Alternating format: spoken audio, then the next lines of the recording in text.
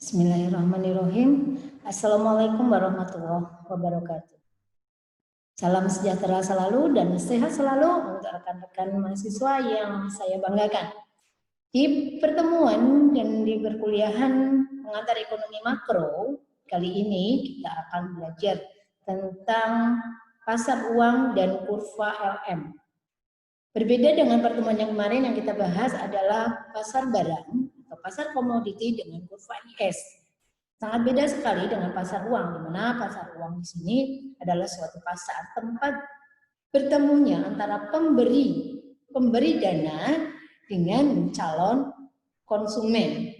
Pemberi dana ini atau yang disebut dengan lender, dia akan memberikan dana. Di mana pemberian dana ini dia akan memberikan berupa pinjaman atau hutang kepada calon konsumen dengan melalui surat-surat berharga yang ada yang berlaku di pasar uang. Dan nanti akan kita bahas seperti apa surat berharga itu ya.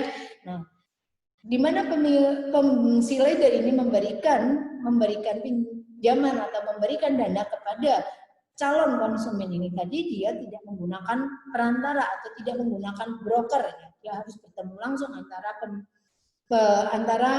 pemberi dana dengan si calon konsumen. Jadi tidak menggunakan perantara. Tidak diperbolehkan menggunakan perantara. Dengan adanya pasar uang ini, maka akan muncul antara permintaan dan penawaran uang.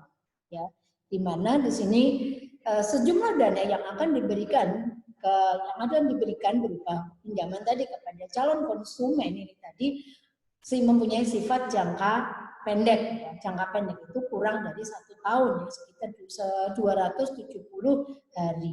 Itu untuk pasar uangnya. Kemudian untuk pasar LM-nya di sini, di mana LM ya, likuiditas dan money. Likuiditas dan money ini akan memplot ada 2 variabel, yaitu tingkat bunga dengan pendapatan. Yang mana tingkat bunga di sini I dan pendapatannya adalah J. Ya. Nah, untuk teori likuiditas ini dia untuk menyeimbangkan. Kenapa adanya teori likuiditas? Di sini akan menyeimbangkan antara permintaan dan penawaran uang. Ya, kalau ngomongin penawaran uang atau permintaan uang, maka akan berhubungan dengan namanya harga atau price, ya, yang sebutnya itu P. Nah, singkat seperti itu, kita akan belajar lebih jauh lagi untuk pasar uangnya di sini. Ya, ini saya secara terlebih dulu materinya di pasar uang. Jadi gambaran kita di pasar uang itu adalah suatu pasar yang banyak uangnya. Ya, di sini akan sering bicara tentang uang seperti apa uang, hebatnya uang itu apa, gitu ya. Nah, ini tadi pengertiannya sudah saya sampaikan. Kemudian di sini ada surat berharga yang ada di dalam pasar uang. Ya, ini macam-macamnya surat berharga yang berlaku di pasar uang. Ada surat berharga pasar uang SBPU, kemudian ada sertifikat Bank Indonesia, deposito, dan lain sebagainya ya. Kalian sudah bisa tahu sendiri seperti apa surat-surat berharga yang digunakan di dalam pasar uang. Kemudian di sini kita bahas tentang uang dan fungsinya. Uang itu sangat disukai oleh semua orang. Mana ada orang yang nggak suka uang ya. Jadi uang itu memang mudah dibawa ya, kemudian digunakan untuk transaksi apapun udah bisa, kemudian segala sesuatu bisa dibayar secara langsung dengan alat pembayaran yang memang sudah dinyatakan sah ya. Itu adalah uang. Tanpa uang maka akan pusing ya. Kalau pusing bisa disembuhkan dengan adanya uang ya, dan lain sebagainya. Nah, fungsi uang ini tadi secara singkatnya dia sebagai alat menukar yang digunakan untuk dapat memiliki barang yang diinginkan, untuk mendapatkan sesuatu yang menjadikan kepuasan hatinya, keinginan hatinya. Itu ya fungsinya uang. Lanjut untuk penawaran dan permintaan uang sendiri. Kalau penawaran uang tadi simbolnya itu M, ya, di mana di sini akan yang dibahas adalah sejumlah uang yang beredar di masyarakat, di mana uang yang beredar di masyarakat itu terdiri dari dua macam, ada uang kartal dan ada uang viral. Uang kartal seperti apa? Nah, seperti yang tiap hari kita pegang nih adalah uang kartal. ada uang kertas, ada uang receh, tuh uang kartal. Kemudian ada uang giral. Uang giral itu seperti apa ya? Surat-surat berharga, sertifikat ya, dan lain sebagainya. Itu adalah uang giral. Kemudian ada permintaan uang, di mana permintaan itu adalah suatu kebutuhan masyarakat yang akan diperoleh ya dengan mempunyai uang secara tunai. Di sini ada 3 motif yang mendasari adanya permintaan uang. Kenapa sih ada permintaan uang? Biasanya dikarenakan karena pendapatan, karena inflasi, ya, maka akan timbulnya permintaan uang. Harus lebih banyak lagi nih uang yang beredar di masyarakat kalau terjadi inflasi, gitu ya. Nah, permintaan uang ini ada 3 motif. Ada pertama adalah transaksi, ya, untuk tukar menukar, untuk pembelian, ya, untuk penjualan itu digunakan uang. Kemudian kalau kita mempunyai uang yang lebih banyak lagi, nah kita gunakan ini. Yang ditabung tadi, disimpan tadi, untuk apa sih? Untuk berjaga-jaga. Seandainya ada keluarga yang sakit, untuk kebutuhan pendidikan. Nah, itu untuk berjaga-jaga. Kemudian ada motif spekulasi. Orang ekonomi yang pintar berbisnis, orang yang pandai berbisnis, orang yang berjiwa wirausaha, maka dia tidak akan takut untuk berspekulasi. Uang yang saya punya sebanyak ini akan saya gunakan untuk berternak domba atau sapi. Itu jangan takut ya. Oh nanti kalau sakit gimana? Kalau mati gimana saya rugi? Nah, kalau sudah takut, sudah ragu, maka dia bukan jiwa wirausaha. Jadi kalau orang yang mempunyai jiwa wirausaha ini, jiwa bisnis ini, dia tidak akan takut ke depan seperti apa. Kalaupun rugi, ya itu namanya berspekulasi. Dia tidak akan takut akan rugi. Ya. Orang yang seperti ini biasanya ini cepat sekali nih untuk penambahan pendapatannya, pertumbuhan ekonomi keluarganya, gitu. Itu akan cepat sekali orang yang memang mempunyai jiwa bisnis ya. Ini ciri-ciri uang tadi ya. Oke, ini mudah ya. Dia tidak terikat pada tempat tertentu, hanya pasar modal ya seperti itu. Jadi dia terikat, kita di sini belanja di sini dan belanja di luar kota sana uangnya sama aja, tetap berlaku gitu ya. Itu jadi dimanapun uang ini akan berlaku. Kita mau pindah ke kota lain, kita tidak usah takut asal kita punya uang, kita bawa uang ya, itu tidak terikat pada suatu tempat. Ya. Kemudian di sini juga dengan adanya uang dapat memenuhi kebutuhan dan keinginan juga dalam jangka pendek ya. Oke, lanjut, ini instrumennya sudah tadi di depan. Kemudian ada pelaku pasar uang. Siapa saja yang memberikan pinjaman atau memberikan uang ini tadi, gitu ya, si pemberi uang atau lender. Gitu. Ada perusahaan asuransi, kemudian ada dana pensiunnya, kemudian ada bank dan lain sebagainya ya. Ada koperasi juga masuk di sini. Ada bank, keuangan, lembaga keuangan lain selain bank. Seperti itu. Kemudian di sini ada fungsinya uang, sudah kita tahu semuanya ya. Next, kemudian di sini ada manfaat daripada uang, memacu suksesnya pembangunan ekonomi. Nah, ya.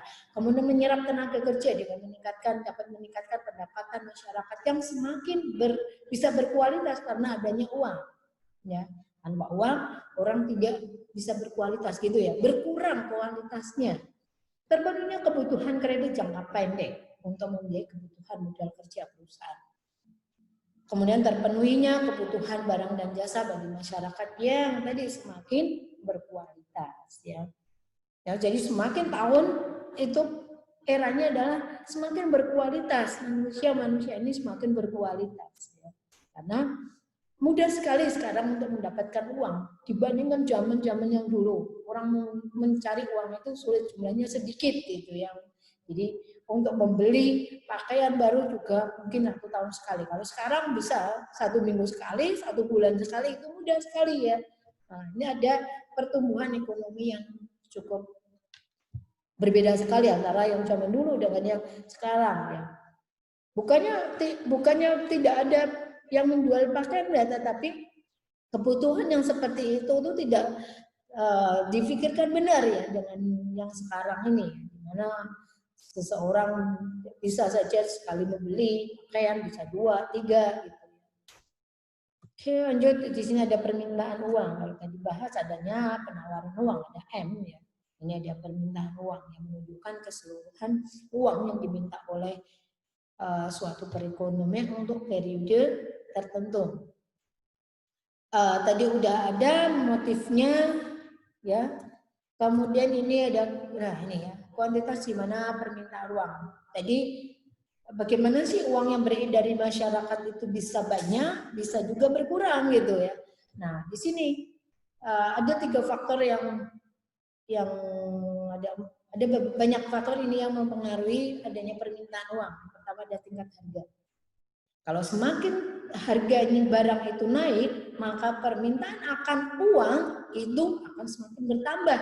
Ya, harga barang naik, inflasi, terjadi inflasi, maka permintaan akan uang yang beredar di masyarakat akan lebih banyak lagi. Gitu ya. Dan sebaliknya kalau harganya turun nih, terjadi devaluasi, terjadi penurunan harga, apa yang akan terjadi? Ya, maka di sini akan terjadi permintaan akan uang juga akan turun. Ya, uang 100.000 bisa untuk membeli macam-macam ya, karena harganya murah. Gitu ya. Itu yang tadi ada tingkat harga. Kemudian ada tingkat pendapatan real. Semakin tinggi pendapatan seseorang, maka permintaan uang itu akan semakin banyak. Kenapa? Karena yang akan dikonsumsi, yang akan ditabung juga akan lebih banyak. Sesuai dengan tingkatan pendapatannya. Kalau tadinya saya hanya bergaji 2 juta, ya, kemudian saya naik lagi jadi juta, maka pastinya kebutuhan saya akan lebih banyak, gitu ya. Dan tingkat keinginan untuk menabung juga lebih banyak, gitu. Jadi kalau dikatakan pendapatan saya segini, pendapatan saya sekarang naik, ternyata kok sama saja nih tabungan saya, karena kebutuhan seseorang akan barang dengan adanya pendapatan dari real itu naik, maka kebutuhan yang lain juga ikut naik, gitu ya. Kemudian di sini ada tingkat suku bunga. Nah, sekarang nih, kalau suku bunga itu naik, suku bunga itu I, ya itu naik, apa yang akan terjadi dengan adanya permintaan uang?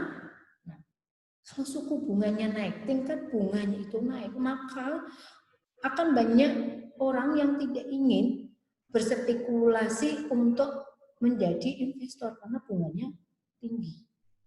Tingginya suku bunga itu orang tidak mau, saya nggak mau meminjam uang, ya karena bunganya tinggi. Kemudian kalau tingkat suku bunga ini tinggi, maka ini akan lebih baik kehidupannya untuk banknya ya. Banknya akan baik kalau bunganya tinggi, maka bank ini akan mendapatkan, akan memberikan pelayanan yang lebih, jaminan suku bunganya juga bisa, kemudian untuk momen-momen ya, untuk tujuan berspekulasi ada A, B, C, ini program-programnya dari bank itu akan banyak kalau tingkat suku bunganya itu tinggi gitu ya. Oke, lanjut. Semakin tinggi, ini ada pendapatan tadi ya, udah ya. Nah, semakin tinggi untuk mutu barang. Nah, kalau mutunya barang itu sangat berkualitas, maka di sini kebutuhan untuk yang lainnya, untuk jaga-jaga juga akan semakin tinggi ya. Jadi untuk kebutuhan di sini ada rumusnya, ada M ya. M sama dengan fungsi daripada pendapatan dan tidak terpengaruh oleh tingkat bunganya. Permintaan uang untuk tujuan spekulasi, tadi udah singgung ya. Di sini tujuannya apa sih orang itu berspekulasi? Ya, tujuan orang berspekulasi itu adalah untuk memperoleh keuntungan yang lebih, untuk mempunyai penghasilan yang lebih dari sebelumnya. Faktor yang mempengaruhi itu untuk berspekulasi. Jadi ada tingkat suku bunganya. Oke, ini adalah suatu kurva permintaan untuk berspekulasi. Nih ya, kita lihat nih. Di sini ada sumbu horizontal, ya ada horizontal di sini yang menggambarkan jumlah uang yang diminta untuk keperluan berspekulasi. Ya, di situ ada I, ada tingkat bunga I di situ ya. I1, di mana uang yang dibutuhkan karena tingkat suku bunganya tinggi ya. Tinggi di I1 ya. Di sini sejumlah uang yang beredar itu setinggi M20 ya. Nah, seperti itu. Oh, ternyata bunganya itu naik gitu. Maka orang untuk berspekulasi itu juga akan turun. Kita bisa melihat di sini. Jadi kalau tingkat bunganya itu tinggi, maka orang untuk berspekulasi akan sedikit. Uang yang untuk berspekulasi akan sedikit. Kalau tingkat bunganya itu rendah, maka banyak orang yang ingin melakukan kegiatan berspekulasi ya. Oke, ini udah next. Pemerintah dapat mempengaruhi jumlah uang yang beredar. Ada dua kebijakan di sini. Ya, ada dua cara. Yang pertama adalah dengan quantity credit control dan di sini ada selective control. Ya, bisa jelas di sini adanya kebijakan diskonto dari Bank Sentral, kemudian ada kebijakan yang berkenaan dengan obligasi, kemudian ada kegiatan Bank Sentral dalam menentukan angka banding minimum antara uang tunai dengan kewajiban bank kiral. Jadi siapa sih yang berhak untuk menarik uang yang beredar di masyarakat adalah Bank Sentral. Ya, Bank Sentral atau bank pusatnya. Nah, kalau uang yang beredar di masyarakat itu banyak gitu, maka apa yang akan terjadi?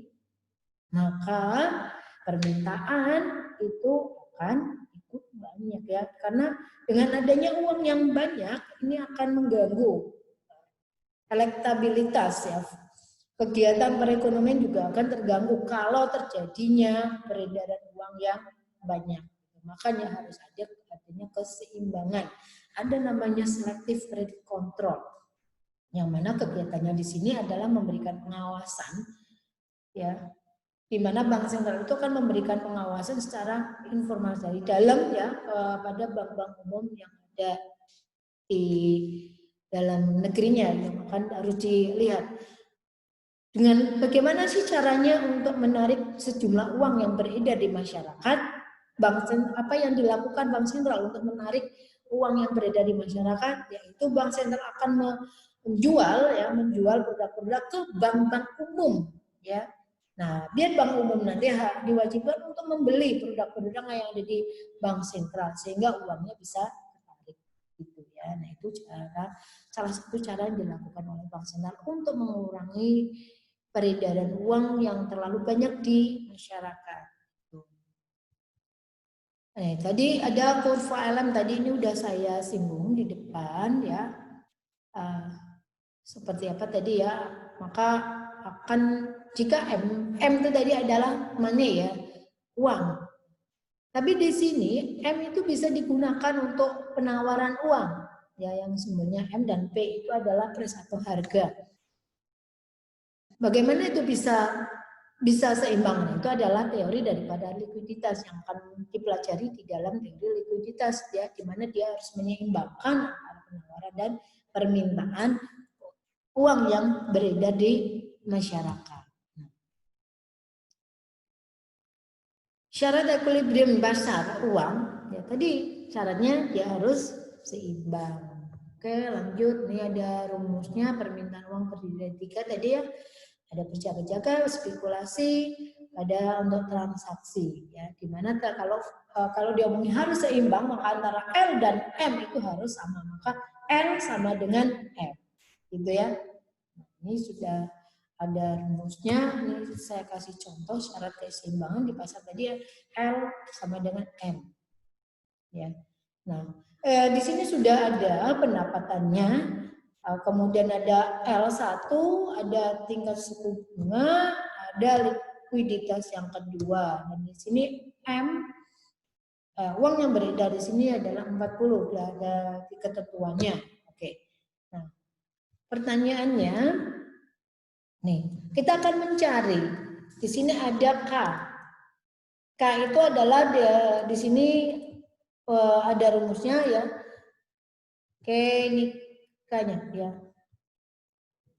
Nah, kita akan mencari antara nilai K dulu. Kita cari nilai K ya. K di sini adalah ada angka indeks di mana K itu adalah delta.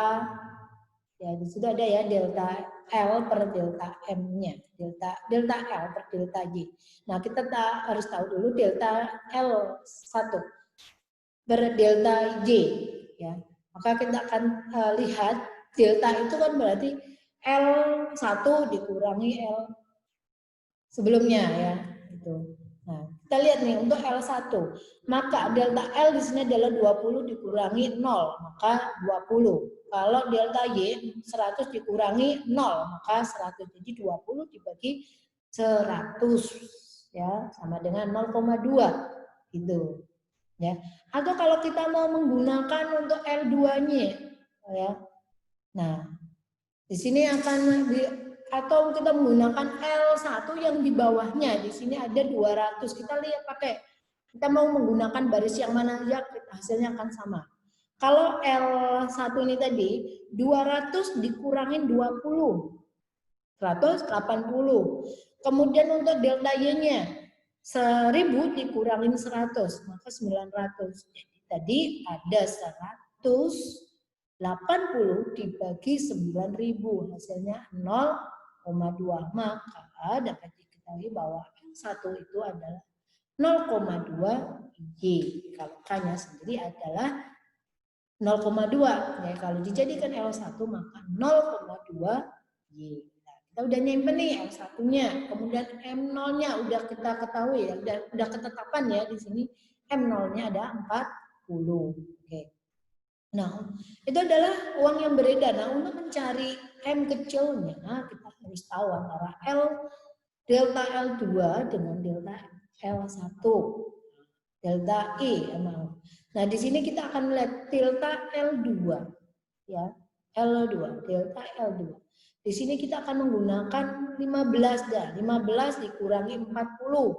Berapa? Nah, kemudian untuk I-nya 0,05 dikurangi 0. Ya, sebenarnya 0,05. Jadi tadi kita dapatkan negatif ya. 40 dikurangi 15 dikurangi 40, kemudian dibagi 0,05 gitu ya, maka didapatkan negatif 500.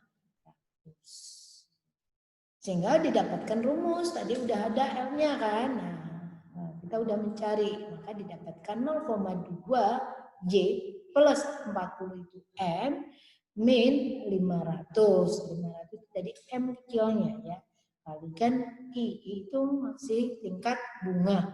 Nah, seandainya kita udah mendapatkan rumus daripada L itu sendiri ya. L sama dengan 0,2 Y plus 40 plus 500 I. Y-nya adalah rumus likuiditasnya. Seandainya nilai M itu tadi kan 40, sekarang jadi 200. Bagaimana tuh fungsi LM-nya? Dan buatlah kurvanya. Ya, kalau M-nya tadi 200, maka kita akan menggunakan rumus L tadi 0,2 Y plus 40 min 500 I sama dengan 200. Ini yang gunakan untuk rumus selanjutnya. Nah, ini ya.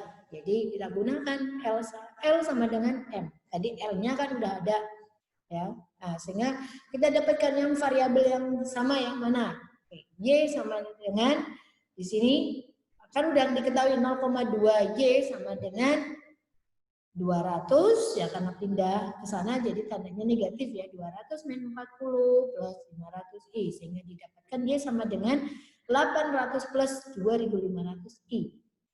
Ya, didapat dari mana 800? Ya, dia sama dengan 160 ditambah 500 I dibagi 0,2 gitu ya. Maka didapatkan Y sama dengan 800 plus 2500 I. Gitu ya. Nah, kalau digambarkan seperti ini. Maka kita akan gambarkan yang garis vertikal di sini ada I dan horizontal itu ada Y. Maka kita gabungkan sehingga didapatkan kurva penawaran seperti ini. ini ya, kurva LM. Oke, kita lanjut ke interpretasinya daripada kurva LM. Ya, bahwa kurva LM itu harus mempunyai syarat keseimbangan. Jadi, kalau bunganya itu tingkat bunganya 10%, akan didapatkan berapa Y-nya? Tinggal masukkan ya. Kalau tingkat bunganya 10%, ya, tadi rumusnya Y sama dengan 800 plus 2.500 kali I. Kalau I-nya itu tadi 10%, maka didapatkan Y itu 1.050 miliar. Nah, kalau bunganya naik jadi 20%, maka Y-nya akan bertambah menjadi 1.300 miliar. Pada pasar uang di sini semakin tinggi tingkat bunga, maka akan diikuti peningkatan pendapatan nasionalnya ya. Jadi kalau di bank itu sendiri dengan adanya tingkat suku bunga yang naik, maka tingkat pendapatan bank juga akan naik gitu ya. Oke. Ini udah dimana kurva LM menggambarkan itu tadi antara I dan Y. Nah, penurunan, nah kalau ada terjadi penurunan antara penawaran di sini ya. Penurunan dalam keseimbangan real menggeserkan kurva LM ke atas ya. Jadi kurva LM itu menunjukkan kombinasi antara tingkat bunga dengan pendapatan yang selalu konsisten dan harus selalu dibuat seimbang. Bagaimana seimbang? Nah, nanti yang seperti itu L harus sama dengan M. Oke, ini ada salah satu contoh untuk pasar LM.